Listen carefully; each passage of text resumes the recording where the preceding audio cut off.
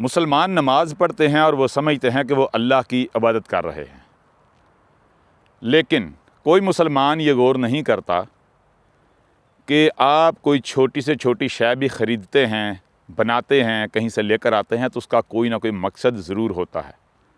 یعنی اس کائنات میں کچھ بھی بغیر مقصد کے اپنا وجود نہیں رکھتا۔ کوئی بھی عمل کیا جاتا ہے تو اس کا بھی کوئی نہ کوئی مقصد ہوتا ہے۔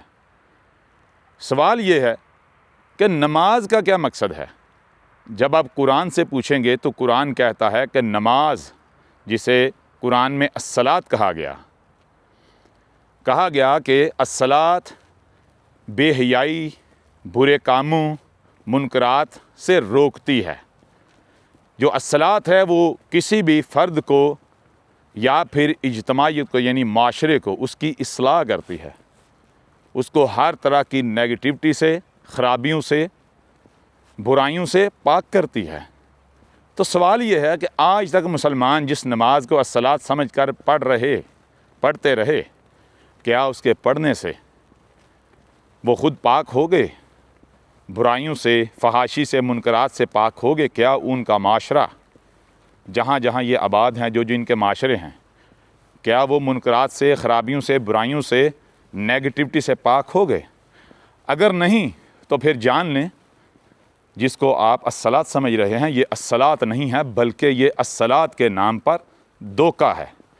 یعنی آپ نماز پڑھ کر خود کو سمجھتے ہیں کہ آپ نے بہت بڑا مار کا انجام دے لیا، لیکن آپ صرف اور صرف دھوکے کا شکار ہیں۔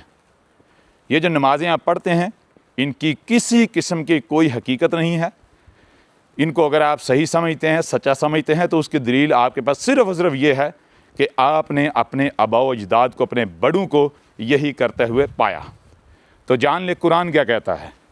قرآن کھولیں، اس میں سرچ کریں تو قرآن آپ کو جگہ جگہ بتائے گا کہ جو کافر ہیں، جو مشرک ہیں، جو اللہ کی بات کو نہیں مانتے، وہ کون ہے، وہ کیا کرتے ہیں؟